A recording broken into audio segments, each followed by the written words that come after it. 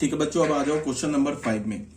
हमारे पास क्या दे रखा है, let x y z belongs to -1, 1 be such that sine inverse x plus sine inverse y plus sine inverse z is equal to 3π/2। Find the value of, इन दोनों का value निकालना है। तो हमारे पास क्या गिवन है, हमारे पास x वेरिएबल, y वेरिएबल और z वेरिएबल ये -1 से लेके 1 के बीच में है। ठीक है, इंक्लूडिंग -1 इंक्लूडिंग 1। और हमें क्या करना है, और क्या गिवन है, sine inverse x plus sine inverse y plus sine inverse z is equal to 3π/2। तो हमें फाइंड आउट करना है, फर्स्ट पार्ट में क्या फाइंड आउट करना है, x to the power 218 plus y to the power 219 plus z to the power 220। तो हमें क्या पता है, सॉल्यूशन पे आते हैं। हमें क्या पता है, we know that for any x belongs to -1, 1 maximum of sine inverse x is π/2। हमें पता है ना कि साइन इनवर्स x जो है वो हमारा एक इंक्रीजिंग फंक्शन है, और साइन इनवर्स x का जो मैक्सिमम वैल्यू होगा वो क्या होगा, π/2। किस पॉइंट पर मैक्सिमम होगा, at x is equal to 1। और साइन इनवर्स x का जो मिनिमम वैल्यू होगा वो क्या होगा, -π/2। किस पॉइंट पर होगा, at x is equal to -1। ये हमें ऑलरेडी पता है। अब क्या है कि साइन इनवर्स x जो क्वेश्चन में गिवन है, एक तो ये बोल रहा है कि x y z belongs to -1, 1, एक तो ये बोल रहा है, और दूसरा जो इसमें इंफॉर्मेशन गिवन है वो ये गिवन है कि sine inverse x plus sine inverse y plus sine inverse z is equal to 3π/2। तो 3π/2 को तुम क्या लिख सकते हो, 3π/2 को तुम लिख सकते हो π/2 प्लस π/2 प्लस π/2। और हमें पता है क्या है कि sine inverse x, sine inverse y और साइन इनवर्स जेड ये मिलकर इन तीनों का सम 3π/2 है। ये तभी पॉसिबल है जब साइन इनवर्स एक्स का वैल्यू π/2 हो जाए, मैक्सिमम हो जाए, साइन इनवर्स वाई का वैल्यू π/2 हो जाए, ये भी मैक्सिमम हो जाए, साइन इनवर्स जेड का भी वैल्यू क्या हो जाए, π/2 हो जाए, मैक्सिमम हो जाए। बिकॉज ये जो 3π/2 है, साइन इनवर्स एक्स के मैक्सिमम वैल्यू को, साइन इनवर्स वाई के मैक्सिमम वैल्यू को और साइन इनवर्स जेड के मैक्सिमम वैल्यू को जब तुम ऐड करोगे तभी जाके 3π/2 हो सकता है। अगर तुमने ना साइन इनवर्स वाई और साइन इनवर्स जेड इन दोनों का तो मैक्सिमम वैल्यू लिया π/2 और π/2, तो हमें क्या मिल जाएगा, पाई। और अगर तुमने साइन इनवर्स एक्स का मैक्सिमम वैल्यू नहीं लिया, साइन इनवर्स वाई और साइन इनवर्स जेड का मैक्सिमम वैल्यू ले लिया, बट अगर तुमने साइन इनवर्स एक्स का मैक्सिमम वैल्यू नहीं लिया, तो फिर ये 3π/2 के इक्वल नहीं होगा। ये तीनों का सम 3π/2 के इक्वल तभी होगा जब साइन इनवर्स एक्स भी मैक्सिमम हो, साइन इनवर्स वाई भी मैक्सिमम हो और साइन इनवर्स जेड भी मैक्सिमम हो। तो साइन इनवर्स एक्स मैक्सिमम कब होगा, at x is equal to 1। Sine inverse y maximum कब होगा, at x is equal to at y is equal to 1। Sine inverse z maximum कब होगा, at z is equal to 1। तो यहां से हमें क्या पता चला, x की वैल्यू, y की वैल्यू, z की वैल्यू ये तीनों इक्वल है। और किसके इक्वल है, 1 के इक्वल है। अब तो ये क्वेश्चन बहुत आसान हो गया। हमें क्या बोला, x to the power 2018, y to the power 2019 and z to the power 2020, इसे हमें कैलकुलेट करना है। तो x की वैल्यू अगर यहाँ 1 पुट करोगे तो 1 टू द पावर 2018 क्या होगा, 1। y टू द पावर 2019 क्या होगा, 1। z टू द पावर 2020 क्या होगा, 1। तो इसका वैल्यू क्या हो गया, 1 + 1 + 1 इज इक्वल्स टू 3। अब ये भी इजिली ओरली कैलकुलेट हो जाएगा। यहां से ये 1 + 1 + 1, एक्स वाई जेड की वैल्यू क्या दे रखी है, 1। तो 1 + 1 + 1 3, और 9/1 + 1 + 1 3। तो 9/3 का वैल्यू 3 और इसका वैल्यू क्या दे रखा है, 3। तो 3 + 3 क्या हो जाएगा, 6। तो फर्स्ट पार्ट का आंसर क्या हो गया, 3, और सेकेंड पार्ट का आंसर क्या हो गया, 6। क्लियर है ये बात, ये बहुत ईजी क्वेश्चन था। ठीक है, अब क्वेश्चन नंबर 6 में आ जाओ। क्वेश्चन नंबर 6 में क्या बोल रहा है कि if x y z belongs to -1, 1, 1 जो है ये क्या है, ये साइन इनवर्स एक्स और कॉस इनवर्स एक्स का डोमेन है। ठीक है, such that sine inverse x plus sine inverse y plus sine inverse z is equal to -3π/2। अभी हम लोग मैक्सिमम की बात कर रहे थे, अब मिनिमम की बात करेंगे। साइन इनवर्स एक्स का मिनिमम वैल्यू क्या होगा, -π/2। और किस पॉइंट पर मिनिमम वैल्यू होगा, at x is equal to -1। Sine inverse y का मिनिमम वैल्यू क्या होगा, -π/2। किस पॉइंट पर मिनिमम होगा, at y is equal to -1। Sine inverse z का मिनिमम वैल्यू क्या होगा, -π/2। किस पॉइंट पर मिनिमम होगा, at z is equal to -1। तो यहां पे क्या दे रखा है कि sine inverse x, sine inverse y और साइन इनवर्स जेड इन तीनों का सम -3π/2 के इक्वल है। और -3π/2 को हम क्या लिख सकते हैं, -π/2। इसको हम क्या लिख सकते हैं, -π/2 -π/2 -π/2 ऐसे लिख सकते हैं। ये तभी पॉसिबल है जब हम साइन इनवर्स एक्स का वैल्यू क्या ले, इन तीनों का सम -3π/2 तभी पॉसिबल है जब हम साइन इनवर्स एक्स का मिनिमम वैल्यू ले, साइन इनवर्स वाई का मिनिमम वैल्यू ले और साइन इनवर्स जेड का मिनिमम वैल्यू ले। तो इसका क्या मतलब होगा, साइन इनवर्स एक्स का मिनिमम वैल्यू क्या होगा, -π/2, तो एक्स की वैल्यू हमें क्या मिल गई, -1। साइन इनवर्स वाई का मिनिमम वैल्यू क्या होगा, -π/2, तो यहां से वाई की वैल्यू क्या मिल गई, -1। साइन इनवर्स जेड का मिनिमम वैल्यू क्या होगा, -π/2, तो यहां से हमें जेड की मिनिमम वैल्यू क्या मिल गई, -1। हमें क्या फाइंड आउट करना है, x² + y² + z²। तब तो ये बहुत सिंपल हो गया, -1 का स्क्वायर प्लस -1 का स्क्वायर प्लस ऑफ -1 का स्क्वायर, तो क्या हो गया हमें 3। ठीक है, तो ये भी हमारा क्वेश्चन नंबर 6 हो गया। अब ये कुछ क्वेश्चंस दे रखे हैं, क्वेश्चंस फॉर प्रैक्टिस। ये कुछ टफ क्वेश्चन नहीं है, ये बोर्ड लेवल के क्वेश्चन है।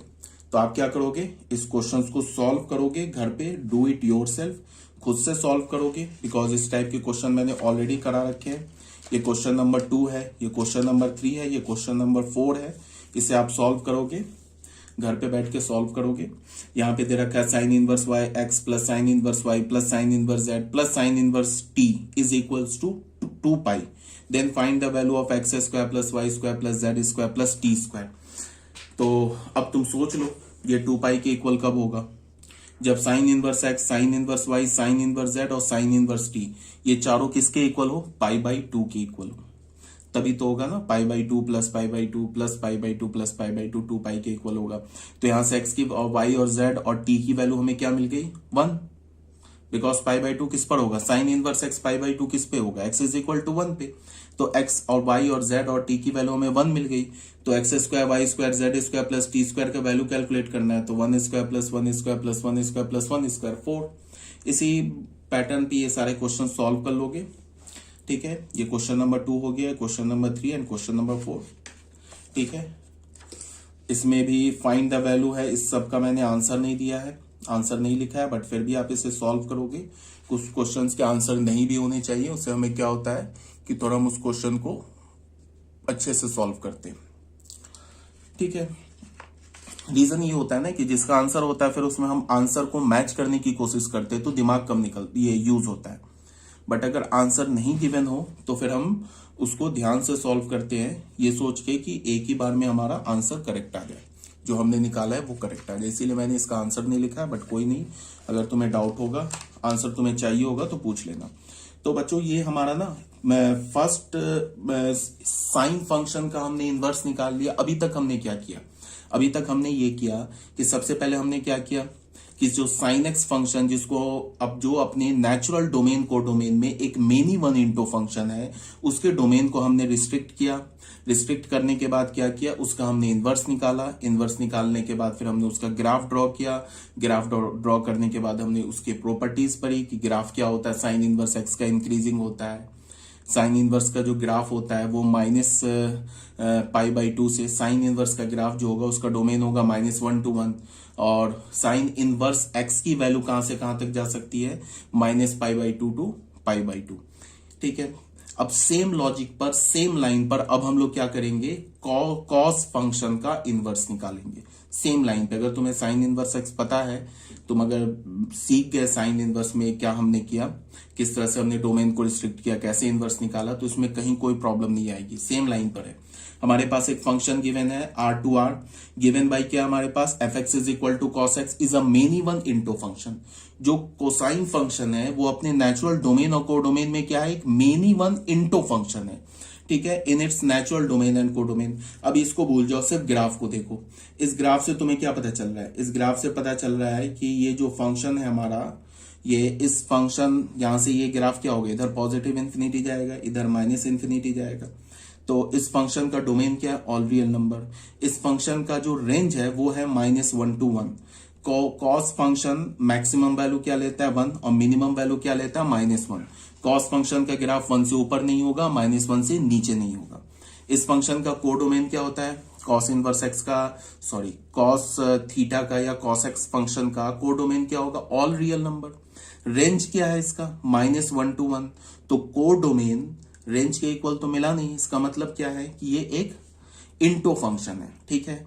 दूसरी बात, ये मेनी वन फंक्शन भी है, बिकॉज तुम अगर देखना ये चाहते हो कि cos x फंक्शन का वैल्यू 0 किस पॉइंट पर होगा, एक π/2 पर होगा, एक 3π/2 पर होगा, इस पॉइंट को हम क्या बोलेंगे 5π/2, तो 5π/2 पर भी क्या हो जाएगा cos x 0 हो जाएगा। ये पॉइंट हमारा क्या हो जाएगा -2π -5π/2, ऐसे करके ग्राफ जाएगा। ये पॉइंट हो गया हमारा -5π/2। तो हमें दिख रहा है ना कि cos x का वैल्यू 0 इनफाइनाइट पॉइंट्स पर हो रहा है, तो इसका क्या मतलब है, ये एक मेनी वन फंक्शन है। क्लियर है? तो एक बार हम लोग यहां से देख लेते हैं। हमारे पास f फंक्शन है R2R given by fx is equal to cos x is a many one function, many one into function in its natural domain and codomain.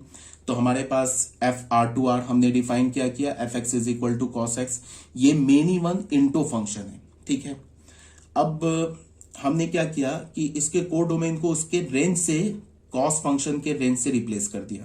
अगर किसी भी फंक्शन के कोडोमेन को उसके रेंज से रिप्लेस कर दोगे तब तो वो फंक्शन ऑन्टो हो गया। तो यहां पे हमारा जो fx is equal to cos x है वो हमारा क्या हो गया, मेनी वन ऑन्टो फंक्शन। अभी भी हम इसका इनवर्स नहीं निकाल सकते, बिकॉज इनवर्स कब निकलेगा, जब वो 1 भी हो, इंजेक्टिव भी हो, ऑन्टो भी हो, ठीक है। तो अभी तो ये हमारा मेनी वन ऑन्टो फंक्शन है। अब इसे 1 कैसे बनाएंगे, 1 बनाने के कई रास्ते हैं। तो वैसे ध्यान से देखो, अगर ये जो ग्राफ है ना हमारा -π से लेके 0 तक, देखो ये ग्राफ स्ट्रिक्टली इंक्रीजिंग ऐसे करके इंक्रीज कर रहा है, तो 1 फंक्शन है। फिर तुम अगर 0 से लेके π तक देखो, एक ग्राफ जो हमारा स्ट्रिक्टली डिक्रीजिंग है, ये डिक्रीज कर रहा है। तो मैंने ऑलरेडी बता रखा है कि अगर फंक्शन का ग्राफ या तो स्ट्रिक्टली इंक्रीजिंग हो या तो स्ट्रिक्टली डिक्रीजिंग हो तो फंक्शन क्या होता है, 1 होता है। π से लेके 2π देखो, ये भी स्ट्रिक्टली इंक्रीजिंग है, फंक्शन का ग्राफ क्या हो रहा है, स्ट्रिक्टली इंक्रीज कर रहा है, तो फंक्शन क्या हो जाएगा 1 अब यहां से π से लेके 2π तक, अगर तुमने डोमेन को π से लेके 2π तक रिस्ट्रिक्ट किया तो कॉस फंक्शन अपने रेंज के हर एक वैल्यू को ले लेगा, -1 to 1 ले लेगा। इसका मतलब कि अगर मैं कॉस फंक्शन के डोमेन को π to 2π रिस्ट्रिक्ट करूं तो ये एक बाइजेक्टिव फंक्शन हो जाएगा। अगर मैं कॉस फंक्शन के डोमेन को 0 से लेके π तक रिस्ट्रिक्ट करूं तो भी ये एक बाइजेक्टिव फंक्शन हो जाएगा। देख लो 0 से लेके π तक कॉस फंक्शन का जो रेंज है, ये कॉस फंक्शन जो है अपने रेंज के हर एक पॉइंट को ले रहा है। देख लो 0 पे 1 है और π पे क्या हमारा -1, साथ में ये फंक्शन क्या स्ट्रिक्टली डिक्रीजिंग है तो 1 भी है। अगर मैं डोमेन को -π से 0 तक रिस्ट्रिक्ट करूं तो भी कॉस जो फंक्शन होगा अपने रेंज के हर एक पॉइंट को ले लेगा, और स्ट्रिक्टली इंक्रीजिंग है तो 1 भी है। अगर मैं कॉस फंक्शन के डोमेन को -2π से लेके π तक रिस्ट्रिक्ट करूं तो ये फंक्शन स्ट्रिक्टली डिक्रीजिंग है तो भी ये क्या करेगा, अपने डोमेन के हर एक पॉइंट को ले लेगा, डोमेन के अपने हर एक पॉइंट को ले लेगा, और साथ में फंक्शन 1 भी है तो बाइजेक्टिव हो गया। तो इसका कहने का ये मतलब है कि अगर मैंने कॉस फंक्शन के को डोमेन को रेंज से रिप्लेस कर दिया तो फंक्शन ऑन्टो हो गया। अब अगर मैंने कॉस फंक्शन के डोमेन को 0 से π तक रिस्ट्रिक्ट कर दिया तो फंक्शन 1 भी हो गया। इसका मतलब क्या हो गया, फंक्शन बाइजेक्टिव हो गया। अगर मैंने कॉस फंक्शन के डोमेन को π से 2π तक रिस्ट्रिक्ट कर दिया तो 1 हो गया, अगेन बाइजेक्टिव हो गया।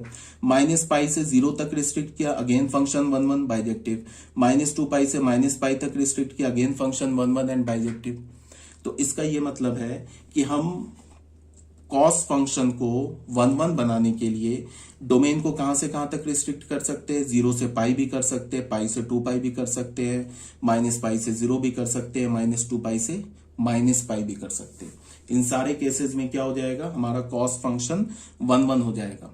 और ऑन्टो तो ऑलरेडी बना चुके हैं, कॉस फंक्शन के कोडोमेन को रेंज से तो हमने ऑलरेडी रिप्लेस कर रखा है, तो ऑन्टो तो ऑलरेडी है, ठीक है।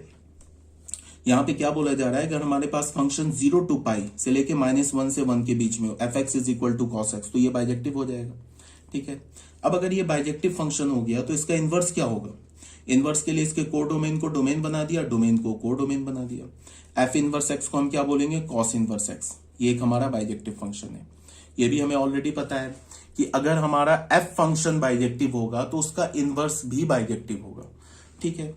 उसके बाद फिर मैंने क्या प्रॉपर्टी बताया था कि f inverse of F x is equal to x होता है, किसके डोमेन में, f इनवर्स ऑफ f, ये ऑलरेडी मैंने बता रखा है, एक बार फिर से बता दे रहा हूं कि f इनवर्स ये ऑलरेडी बताया जा चुका है।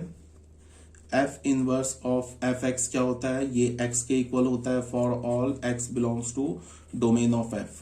और f of f inverse x क्या होता है, ये भी एक्स होता है for all x belongs to domain of f inverse. इसी प्रॉपर्टी को यहाँ पे यूज किया गया है। देख लो एफ इनवर्स का काम क्या कर रहा है, cos inverse. Cos inverse cos theta का वैल्यू क्या होगा, थीटा।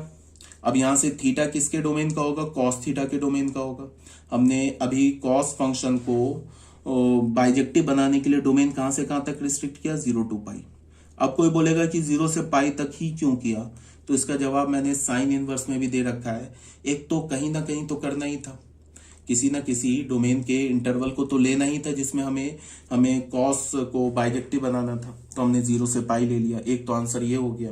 दूसरा आंसर ये है कि 0 से पाई लेने का बेनिफिट क्या हुआ कि कुछ जो प्रॉपर्टीज होती है ना इनवर्स ट्रिग्नोमेट्री की प्रॉपर्टीज, वो थोड़ा सिंप्लीफाइड हो जाती है। इसीलिए हमने कॉस के डोमेन को कहां से कहां तक लिया, 0 to पाई। लेने को पाई से लेके 2 पाई भी ले सकते थे, माइनस पाई से 0 भी ले सकते थे, पाई का इंटरवल ले सकते थे, बट हमने क्या लिया, 0 से पाई। ठीक है। और cos of cos inverse x किसके इक्वल होगा, एक्स के। अब ये एक्स कहां से आएगा, कॉस इनवर्स के डोमेन से। अब कॉस इनवर्स का डोमेन क्या है, -1 to 1, तो एक्स क्या हो गया, बिलोंग्स टू -1 to 1। ठीक है। अब यहां पे क्या है, clearly from the graph of y is equal to cos x is a bijective function. अब यहां से ग्राफ से हमारे पास क्लियर है, अगर हमने डोमेन को 0 से पाई रखा, ये जो हमारा पॉइंट है दिस इज पाई, इसको अगर हमने पाई रखा तो 0 से पाई के बीच में कॉस एक्स क्या हो जाएगा, हमारा एक बाइजेक्टिव फंक्शन हो जाएगा। तो देख लो यहाँ पे हमने क्या किया, पाई के आगे और 0 से पहले के ग्राफ को हटा दिया, तो 0 से पाई के बीच में कॉस हमारा क्या हो गया, एक बाइजेक्टिव फंक्शन हो गया। तो यहाँ पे हमने क्या लिखा, F theta is equal to cos theta, और डोमेन क्या ले लिया, 0 to पाई, और रेंज क्या हो गया, -1 to 1। अब इस फंक्शन का ग्राफ बनाना है, मतलब उसके ये तो हमारा कॉस थीटा का ग्राफ हो गया। अब हमें कॉस इनवर्स एक्स का ग्राफ बनाना है, तो कॉस इनवर्स एक्स का ग्राफ कैसे ड्रॉ करेंगे, वही बात जो हमारा कॉस एक्स का ग्राफ है या जो कॉस थीटा का ग्राफ है, उसका मिरर इमेज ले ले, किस लाइन पे, y is equal to x line पे। तो इस ग्राफ का जब तुम मिरर इमेज लोगे ना y is equal to x line पे, तो ये ग्राफ मिल जाएगा हमें। ये किसका ग्राफ है, कॉस इनवर्स एक्स का ग्राफ है। अब बाय डिफॉल्ट जब भी हम कॉस इनवर्स की बात करेंगे ना, तो उसका जो डोमेन होगा वो -1 to 1 होगा, और जो को डोमेन होगा 0 to पाई। जब भी हम कॉस इनवर्स की बात करेंगे तो हम मान लेंगे कि हमने जो कॉस फंक्शन है ना, उसके डोमेन को 0 से लेके पाई तक रिस्ट्रिक्ट करके उसका इनवर्स निकाला है, चाहे वो क्वेश्चन में गिवन हो या ना गिवन हो। हम हमेशा क्या मानेंगे कि अगर मैं बोलूं कि कॉस इनवर्स थीटा, तो जैसे ही मैंने कॉस इनवर्स थीटा बोला तो डोमेन तो -1 to 1 हो जाएगा, और रेंज क्या होगा, 0 to पाई। अगर मान लो, अगर सपोज दैट हमने कॉस इनवर्स एक्स फंक्शन के डोमेन, कॉस फंक्शन के डोमेन को पाई से लेके 2 पाई तक रिस्ट्रिक्ट किया होता, तो फिर कॉस इनवर्स एक्स फंक्शन का रेंज क्या आ जाता, रेंज उसका आ जाता पाई से लेके 2 पाई। डोमेन तो हमेशा -1 से 1 होगा, बट रेंज क्या आ जाता, पाई से 2 पाई। बट हमने क्या किया है, कॉस फंक्शन के डोमेन को कहां से कहां तक रिस्ट्रिक्ट किया है, 0 to पाई। तो जब भी cos इनवर्स x की बात करेंगे तो cos इनवर्स x फंक्शन का जो रेंज होगा ना, वो हमेशा 0 से पाई ही होगा। इस बात को याद रखना है, क्वेश्चन में गिवन हो ना हो, हम बाय डिफॉल्ट मानेंगे क्या, कि range of cos inverse x is 0 to pi, including 0 including pi. जैसे हम लोग बाय डिफॉल्ट मानेंगे कि साइन इनवर्स x फंक्शन का रेंज क्या होता है, -π/2 to π/2, including -π/2 including π/2। Same line पे कॉस इनवर्स एक्स फंक्शन का रेंज क्या होगा, 0 to pi, by default, given हो या ना गिवन हो। ठीक है। तो इसका जब हमने मिरर इमेज लिया ना y is equal to x line पे, तो ये हमें ग्राफ मिल गया। ठीक है। अब इस ग्राफ में तुम ऐसे देख लो, कॉस फंक्शन का वैल्यू 0 पर क्या है, 1, तो इनवर्स का क्या होगा, 1 पर 0। देख लो यहां पे कॉस फंक्शन का वैल्यू π/2 पर क्या है, सॉरी कॉस फंक्शन का वैल्यू π/2 पे क्या है, 0, तो इनवर्स का क्या होगा, 0 पे देख लो π/2। कॉस फंक्शन का वैल्यू पाई पर क्या है, -1, तो इनवर्स का -1 पे देख लो पाई है। ठीक है। ये इसका मिरर इमेज हो गया, ये हमारा क्या हो गया, कॉस इनवर्स एक्स का कर्व हो गया, और ये क्या हो गया, कॉस थीटा का कर्व हो गया।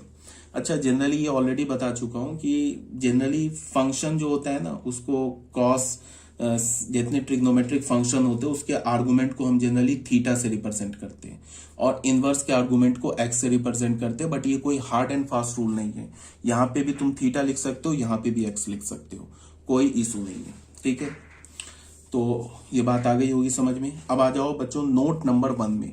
नोट नंबर 1 में क्या बोल रहा है, in the above discussion we have restricted the domain of cosine function to the interval 0 to pi. हमने कोसाइन फंक्शन के डोमेन को कहां से कहां तक रिस्ट्रिक्ट किया, 0 to pi, to make it a bijection. ठीक है, 0 से लेके 2 पाई नहीं, 0 से लेके पाई तक रिस्ट्रिक्ट किया इसे बाइजेक्शन बनाने के लिए। In fact we can restrict its domain in the interval this n belongs to z, then also it is a bijection। देखो, जैसे कोई इंटरवल अगर तुम रिपीट करवाना चाहते हो ना, जैसे कि ये 0 to पाई, अगर इस इंटरवल में भी ना तुम कॉस, इसमें से n का वैल्यू क्या है, इंटीजर है, कोई भी एक इंटीजर ले लो, मान लो कि n का वैल्यू 1 ले लिया, तो यहां पे हमें क्या मिलेगा, पाई, यहां 1 लेंगे तो पाई प्लस पाई 2 पाई, तो पाई से 2 पाई भी अगर रिस्ट्रिक्ट करते, देख लो, पाई से लेके 2 पाई तक भी रिस्ट्रिक्ट करते तो भी हमारा कॉस फंक्शन क्या हो जाता, बाइजेक्टिव हो जाता। n का वैल्यू अगर तुमने -1 लिया तो यहाँ क्या मिलेगा, माइनस पाई, और यहाँ अगर -1 लोगे माइनस पाई प्लस पाई क्या हो जाएगा, 0। तो -पाई टू 0 भी देख लो, -पाई टू भी 0। इस डोमेन में भी हमारा कॉस इनवर्स एक्स फंक्शन क्या हो जाता, बाइजेक्टिव हो जाता। इसका क्या मतलब है कि जैसे कि 0 से पाई हमने रिस्ट्रिक्ट किया ना, अब कॉस फंक्शन का पीरियड क्या होता है, 2 पाई होता है, 2 पाई होता है ना पीरियड कॉस फंक्शन का। तो हमें क्या करना है कि अगर हम चाहते हैं कि एक पाई वाला इंटरवल रिपीट होने लगे तो उसके लिए हम लोग क्या करेंगे, n पाई ऐड कर देंगे। जैसे यहां तक, यहां से हमने 0 से लेके पाई एक इंटरवल लिया, अब यही अगर इंटरवल चाहेंगे कि पाई से लेके 2 पाई हो, माइनस पाई से लेके 0 हो, फिर -2 पाई से लेके -पाई हो, तो हम लोग क्या करेंगे, 0 से पाई जो इंटरवल एक ले लिया उसमें 0 प्लस n पाई और पाई प्लस n पाई कर देंगे, तो ये इंटरवल रिपीट होने लगेगा। फिर पाई से 2 पाई हो जाएगा, 2 पाई से 5 पाई बाई 2 ये 3 पाई हो जाएगा, ऐसे इंटरवल रिपीट होने लगेगा। समझ में आ रही है बात। जैसे कि 0 से लेके पाई तक था तो 0 प्लस n पाई, पाई प्लस n पाई, n पाई ऐड कर देंगे इसके इंटरवल में, यहां भी n पाई ऐड कर देंगे, यहां भी n पाई ऐड कर देंगे, तो उससे क्या होगा कि ये सारे इंटरवल आने लगेंगे, पाई लेंथ का इंटरवल आने लगेगा। तो देख लो, ये क्या हमारा एक इनफाइनाइट इंटरवल को रिप्रेजेंट कर रहा है। किसी भी इंटरवल में हम कॉस फंक्शन के डोमेन को रिस्ट्रिक्ट कर दें, इस इंटरवल में कोई भी n का वैल्यू ले ले, वहां से एक इंटरवल आ जाएगा, उस इंटरवल में अगर हम कॉस फंक्शन के डोमेन को रिस्ट्रिक्ट कर दें तो वो एक बाइजेक्टिव फंक्शन हो जाएगा। ठीक है, तो ऐसे कितने इंटरवल हैं जिसमें हम कॉस फंक्शन के डोमेन को रिस्ट्रिक्ट कर दें तो वो बाइजेक्टिव हो जाए। ऐसे इनफाइनाइट फंक्शन, ये इनफाइनाइट इंटरवल्स हैं, बट हम उन इनफाइनाइट इंटरवल्स में से एक ही इंटरवल लिया है, 0 to पाई, इंक्लूडिंग 0 इंक्लूडिंग पाई, जिसमें हम कॉस फंक्शन के डोमेन को रिस्ट्रिक्ट करके उसका इनवर्स निकालेंगे। ठीक है, अब ये सब बाकी भूल जाओ कि हम पाई से 2 पाई भी ले सकते थे, माइनस पाई से पाई भी ले सकते थे, सब भूल जाओ। बस याद क्या रखना है कि जब भी हम कॉस फंक्शन के डोमेन को रिस्ट्रिक्ट करेंगे बाइजेक्टिव बनाने के लिए, तो उसके डोमेन को हमेशा हम 0 से पाई में ही रिस्ट्रिक्ट करेंगे, इंक्लूडिंग 0 इंक्लूडिंग पाई, बस इतना याद रखो। ठीक है, अब यही बात बताया जा रहा है कि पाई से 2 पाई भी रिस्ट्रिक्ट करोगे, -1 to 1 लोगे, एक बाइजेक्टिव फंक्शन हो जाएगा, F x is equal to cos x. 2 pi से 3 पाई ले लोगे, -1 to 1 इसका अगर को डोमेन रखोगे, F x is equal to cos x, तो भी एक बाइजेक्टिव फंक्शन हो जाएगा। -पाई से 0 रखोगे तो भी एक बाइजेक्टिव फंक्शन हो जाएगा। -2 पाई से -पाई अगर कॉस फंक्शन के डोमेन को रखोगे तो भी ये एक बाइजेक्टिव फंक्शन हो जाएगा। हर केस में बाइजेक्टिव हो जाएगा। एक्चुअली इन सारे जो इनफाइनाइट इंटरवल्स को मैंने लिखा है, तो मैं इसको ये लिख सकता हूं कि अगर मैं n पाई से लेके पाई प्लस n पाई का एक इंटरवल बनाऊं, उसमें से n where n is an integer, तो इस इंटरवल में हमारा cos x फंक्शन क्या हो जाएगा, एक बाइजेक्टिव फंक्शन हो जाएगा। क्लियर है। अब बच्चों आ जाओ नोट नंबर 2 में। नोट नंबर 2 में क्या बोल रहा है, the branch of cos inverse 0 to π से लेके -1 to 1 is called the principal value branch and the value जो ब्रांच होगा ना कहां से कॉस इनवर्स एक्स का 0 से पाई, ये हमारा क्या हो गया फंक्शन का कॉस इनवर्स एक्स जो हमारा 0 to π से लेके -1 to 1, ये 0 to π नहीं होगा, ये रिवर्स है -1 to 1।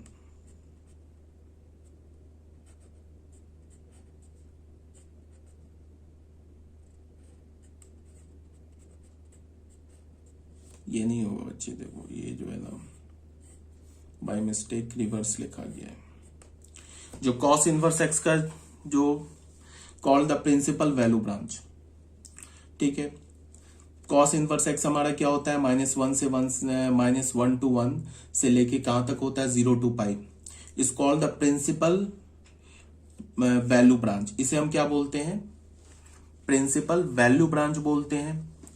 And the value of cos inverse x, cos inverse x बोलने का क्या मतलब हुआ, कॉस इनवर्स एक्स बोलने का मतलब y, ठीक है, इसका मतलब ये y किस में मिलेगा, ये y हमें 0 to π में मिलेगा, ये y है ना, कॉस इनवर्स एक्स तो y है, x का वैल्यू क्या होगा -1 से 1 के बीच में होगा, कॉस इनवर्स x किसके इक्वल है y के इक्वल है, तो ये y किस में मिलेगा 0 से π के बीच में मिलेगा, ठीक है। तो यही बोला जा रहा है call the principal value branch and the value of cos inverse x for x belongs to -1 to 1 is called the principal value। cos inverse x की वैल्यू for x, इस पूरे cos inverse x की value को हम क्या बोलेंगे, मतलब y की वैल्यू क्या बोलेंगे प्रिंसिपल वैल्यू बोलेंगे, और ये x हमारा क्या होगा -1 से 1 के बीच में होगा। मतलब क्या है कि अगर मैं तुम्हें cos inverse x दिखा के बोलूं कि cos inverse x का प्रिंसिपल वैल्यू क्या होगा, कहां से कहां तक लाई करेगा, मतलब कॉस इनवर्स एक्स के प्रिंसिपल वैल्यू का रेंज क्या होगा, तो तुम बोलोगे 0 to π। समझ में आ रही है बात, प्रिंसिपल वैल्यू एक्स तो -1 से 1 में, एक्स तो -1 से लेके 1 के बीच में होगा, including -1 including 1, but cos inverse x जो y के इक्वल है वो 0 से π के बीच में होगा, इंक्लूडिंग 0 इंक्लूडिंग π। तो अगर तुमने cos इनवर्स x का वैल्यू 0 से π के बीच में इस इंटरवल में निकाला तो हम उसे क्या बोलेंगे प्रिंसिपल वैल्यू बोलेंगे। cos इनवर्स x का क्या बोलेंगे प्रिंसिपल वैल्यू बोलेंगे। तो ये जो ब्रांच दिख रहा है ना तुम्हें cos इनवर्स x का, इसे हम प्रिंसिपल वैल्यू ब्रांच भी बोलते हैं, ठीक है। अगर हम 0 से π के बीच में cos इनवर्स x का वैल्यू निकाले तो उसे हमें क्या बोलेंगे प्रिंसिपल वैल्यू। तो यही बोला जा रहा है y is equal to cos inverse x for all x belongs to -1 to 1। ठीक है, ये बात आ रही है समझ में। फिर से एक बार, जैसे मैं अगर बोलूं कि साइन इनवर्स एक्स का वैल्यू कहां से कहां तक लाई करेगा, या साइन इनवर्स एक्स का प्रिंसिपल वैल्यू क्या होगा, तो साइन इनवर्स एक्स का जो प्रिंसिपल वैल्यू होगा वो -π/2 से लेके π/2 के बीच में लाई करेगा, इंक्लूडिंग -π/2 इंक्लूडिंग π/2। सेम लाइन पर कॉस इनवर्स एक्स का जो प्रिंसिपल वैल्यू होगा, मतलब जो y का वैल्यू होगा वो 0 से π के बीच में लाई करेगा, इंक्लूडिंग 0 इंक्लूडिंग π, ये बोला जा रहा है, ठीक है। अब नोट नंबर 3 देख लो। नोट नंबर 3 में हमने क्या किया, एक हमने फंक्शन ले लिया, ठीक है। अब इनवर्स नहीं लिखेंगे, कॉस इनवर्स एक्स भी तो एक फंक्शन है ना, ठीक है, कॉस इनवर्स एक्स भी फंक्शन है, तो इसको हमने एफ एक्स बोल दिया, ठीक है। अब हमने इसके कोडोमेन को क्या ले लिया, n π से लेके पाई प्लस n π। डोमेन तो हमेशा कॉस इनवर्स एक्स का -1 to 1 होगा, ये तो वैरी करेगा नहीं। कोडोमेन को हमने क्या ले लिया, n π से लेके पाई प्लस n π। तो इसमें क्या होगा, इस पूरे अगर हमने कोडोमेन को ये लिया है तो कॉस इनवर्स एक्स जो फंक्शन होगा, मतलब कॉस इनवर्स एक्स का वैल्यू इस इनफाइनाइट इंटरवल में से कोई भी एक इंटरवल में लाई कर सकता है, अगर हम प्रिंसिपल वैल्यू ना कंसीडर करें तो। मतलब क्या होगा कि अगर मैंने कॉस एक्स फंक्शन को, जैसे यहां पे तुम देख लो, कॉस एक्स फंक्शन को अगर मैंने कॉस एक्स फंक्शन को पाई टू 2π, अगर डोमेन को पाई से लेकर 2π तक लिया, तो फिर कॉस इनवर्स एक्स की वैल्यू क्या होगी, पाई से 2π के बीच में होगी। अगर मैंने कॉस एक्स फंक्शन को -π से लेके 0 के बीच में रिस्ट्रिक्ट करके उसका इनवर्स निकाला, तो फिर जो कॉस इनवर्स एक्स की जो वैल्यू होगी वो क्या होगी, माइनस पाई से लेके 0 के बीच में होगी। अगर मैंने cos x फंक्शन को -2 से लेके -पाई तक रिस्ट्रिक्ट करके क्या निकाला, इनवर्स निकाला, तो फिर cos इनवर्स x की वैल्यू कहां से कहां तक लाई करेगी, -2 टू -पाई। ठीक है ना, ये तो cos का डोमेन हो जाएगा ना, बट cos इनवर्स x का तो रेंज हो जाएगा ना। तो cos इनवर्स x की वैल्यू कहां से कहां तक लाई करेगी, -2 टू -पाई।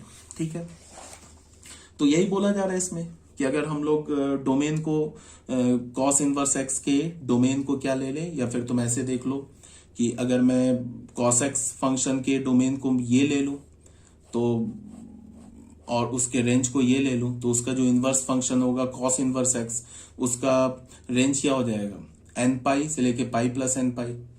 तो अगर मैंने ये फंक्शन लिया cos इनवर्स x, तो उसका ग्राफ कैसा दिखेगा, ये ग्राफ दिखेगा।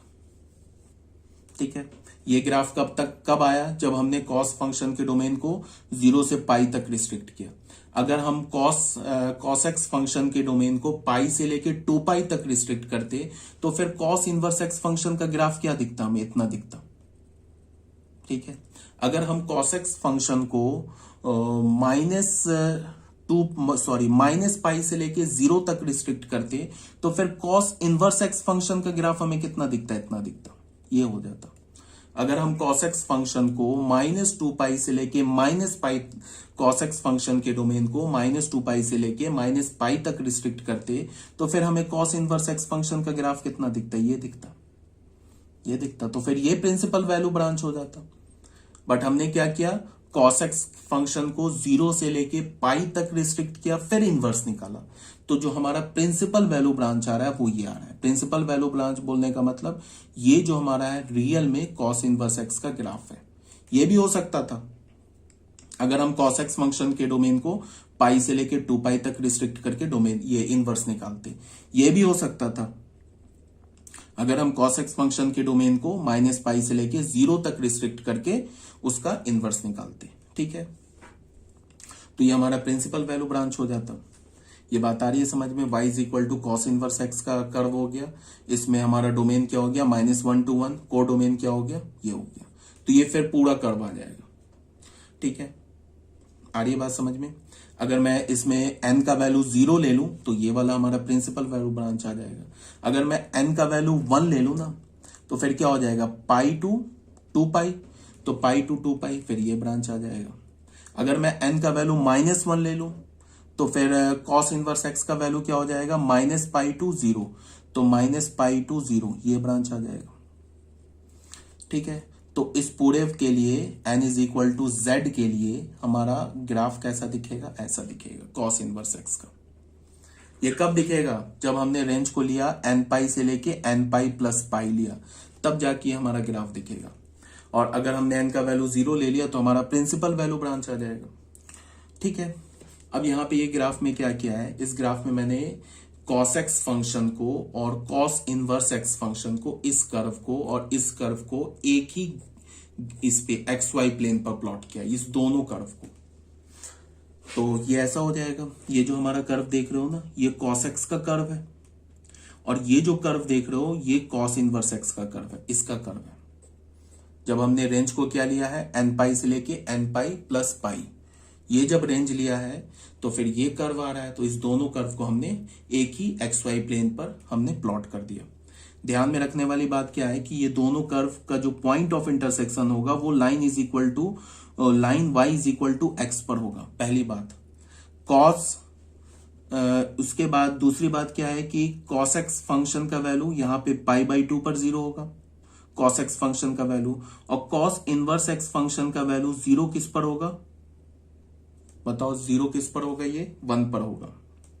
ये पॉइंट हमारा 1 है, और 1 ऑब्वियस सी बात है π/2 से छोटा है। अब फिर cos x फंक्शन का वैल्यू, cos x फंक्शन का जो वैल्यू है 0 पर क्या है, 1 है, और cos इनवर्स x फंक्शन का वैल्यू 0 पे क्या है, π/2 है, π/2 1 से बड़ा है। ठीक है, तो इस दोनों कर्व को हमने एक xy प्लेन पर प्लॉट कर दिया। ठीक है।